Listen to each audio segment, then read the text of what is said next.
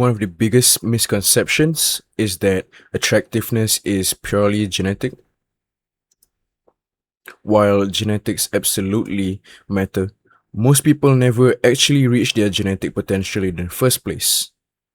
If you have two people, one person pays attention to grooming while the other neglects these factors completely. Despite having similar genetics, the difference in appearance can be massive. Diet affects facial bloating and skin quality.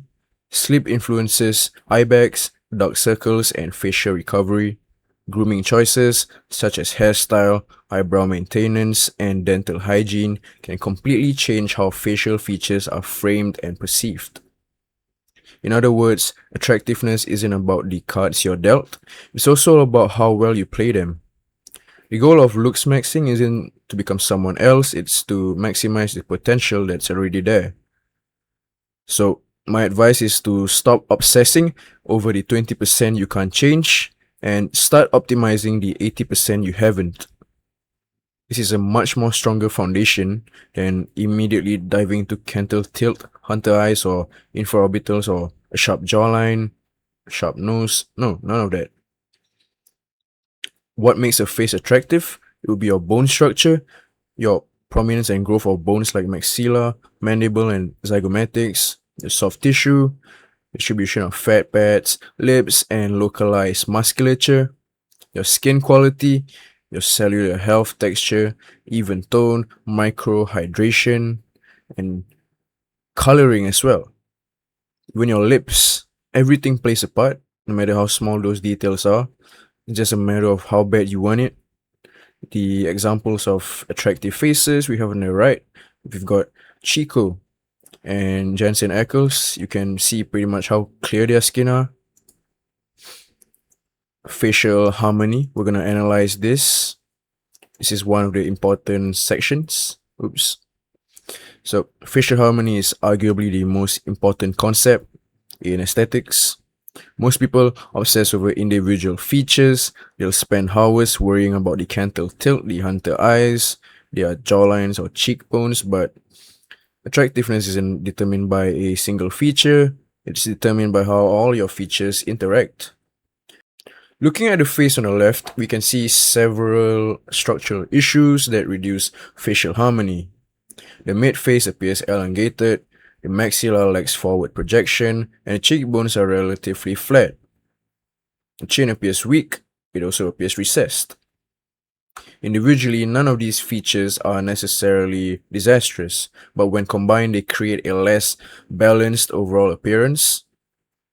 On the right, the facial proportions are more balanced. The mid-face appears more compact.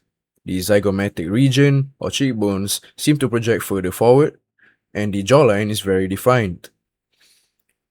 And the chin also has a stronger projection. As a result, the entire face appears more harmonious and structurally supported.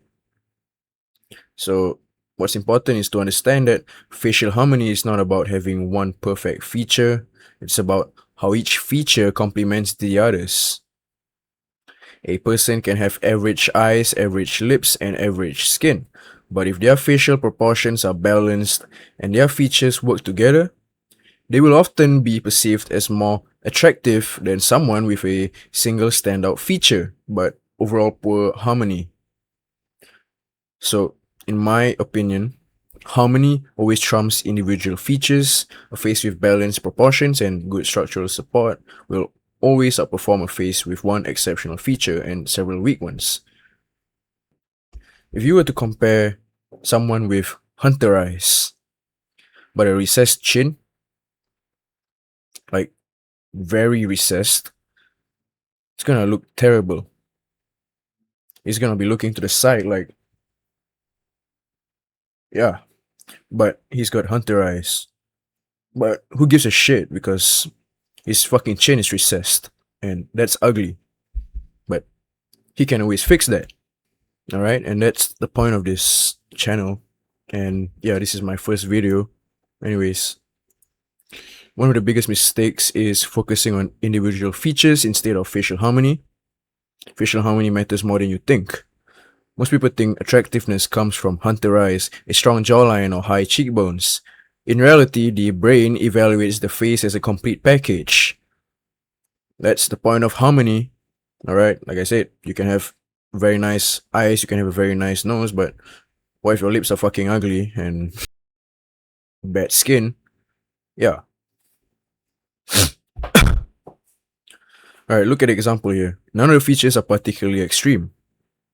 I mean, he's got good skin and pretty much dense eyebrows, but let's just not focus on that for now.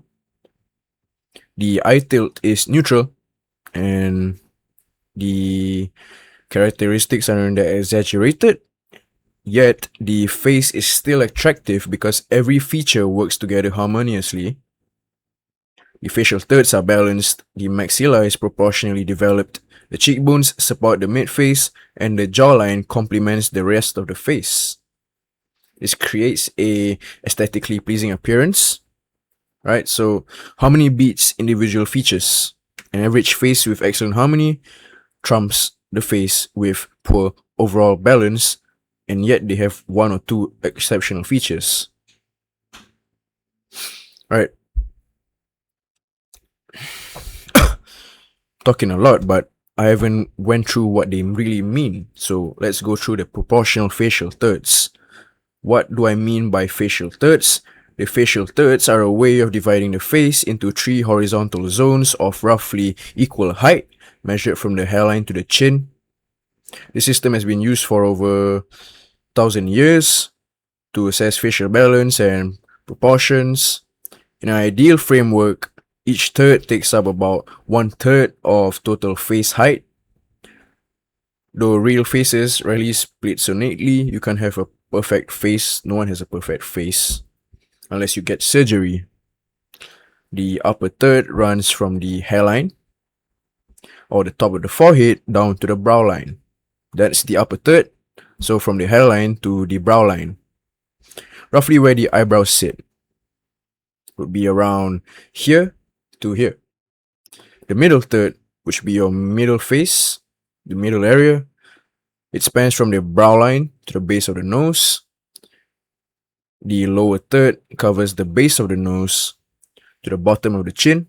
So when these three zones are equal in height, the face is perceived as balanced and proportionate. Alright. However, I don't really believe that this is such an important factor, but of course, every detail plays a part. Your proportional facial thirds should roughly be about there, close to equal. If you have you don't have Down syndrome or something. Yeah, but I think everybody should have pretty much decent facial thirds. So the eye area and the preorbital support, just pretty simple.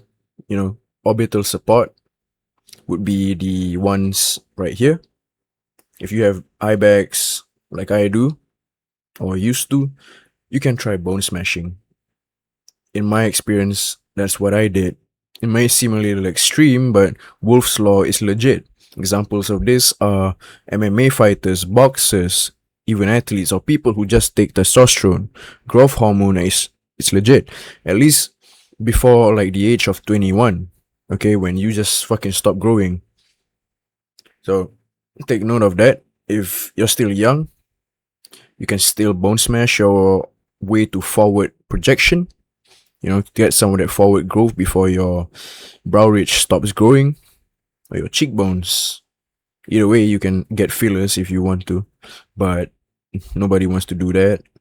I also say that the canthal tilt, that is mostly genetics, but you can try some other things like pulling your eyes. The exercises online up there. I'm not gonna go through it in this video, but my friend and I, we have our own methods to achieve this. The canthal tilt, I'd say most of it's genetics, of course, but don't fret. Like I say, everything can be changed. If not changed, then it can be frauded, and it doesn't matter if you're frauding, because this is about looking good and feeling good, not about you know, changing your fucking DNA. Yeah, you have the hunter eyes, right? So basically, for Asians, because we're in Singapore, so basically, because to classify as a hunter eye, you need to have a positive canthal tilt and very projected brow ridge. So, like I said, positive canthal tilt and projected brow ridge. That's gonna give you that masculine look. Alright, enough talking about the hunter eyes. Let's look at the mid-face projection, the facial anatomy of the mid-face, which are the maxilla and zygomatic bones. So your zygomatic bones will be your bones at the cheekbones, these guys right here, while your maxilla is the one above your teeth. If you drive it forward, you can do this with mewing. Yeah, so the maxilla is pretty much one of the most important factors. If you don't have a good maxilla, if you have a recessed maxilla, right, and you'd fix that by mewing. Whereas if you had a decent maxilla growth, it's just nice, but your lower jaw sucks, then it's recessed. You have a recessed lower jaw, like let me show you. Yeah. Yeah, so a recessed lower jaw would pretty much give you the overbite. But anyway, that is the lower third, and we're not gonna go into it that much. Not now. We're talking about the mid face for now. So the maxilla. This is the central mid-face bone. It supports the upper teeth, the base of the nose, and determines forward mid-face projection. Strong maxillar development creates a forward, balanced profile, while underdevelopment leads to a flat or recessed appearance.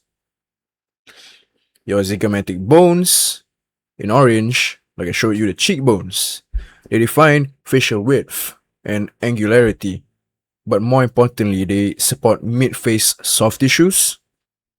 Well-developed zygomatic bones help maintain cheek position and reduce age-related sagging and some other nonsense like, nasolabial labial fold formation. Yeah.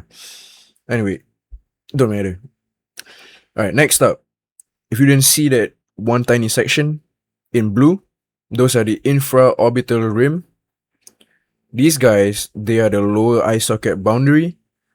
Strong infraorbital support prevents under eye hollowing by pushing soft tissue outward, improving light reflection and reducing a tired appearance. By tired appearance, it means eye bags. Because if you have recessed infraorbital rims, then you'll have eye bags.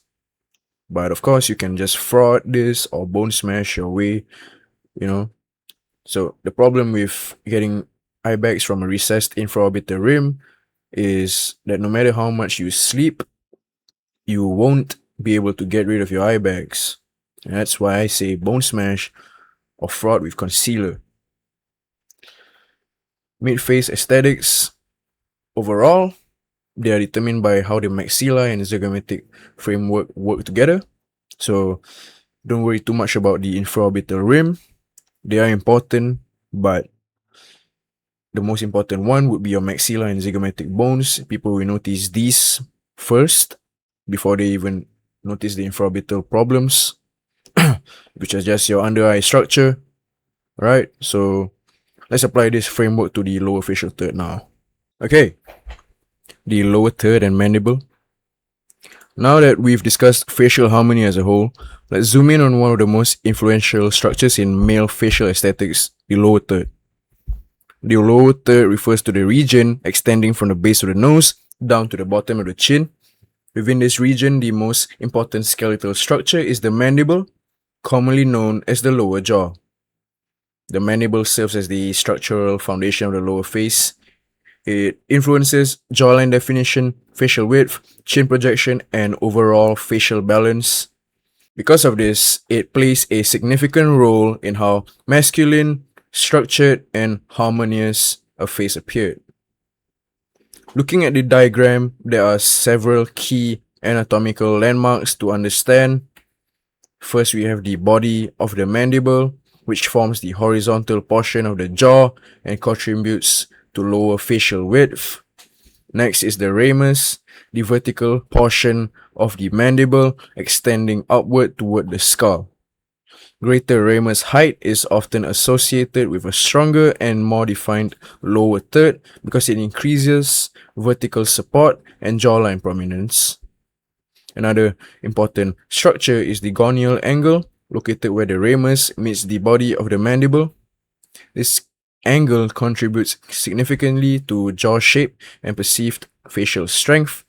Finally, you have the chin, which provides forward projection and completes the lower facial profile.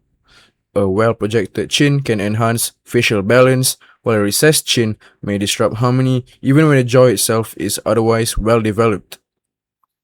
What's important to understand is that no single part of the mandible determines attractiveness. Like we discussed with facial harmony, the lower third functions as a system. Ramus height, jaw width, gonial angle, and chin projection must work together to create a balanced and aesthetically pleasing result. So two individuals can have similarly sharp jawlines, yet one appears significantly more attractive. The difference often lies not in one isolated feature, but in how the entire lower third integrates with the rest of the facial structure. So let me just show you the areas that I was talking about. So a longer ramus is much more attractive. That is pretty much universal, everyone knows that. The gonial angle, that also works alongside the ramus. Alright, so that's about it for the facial thirds.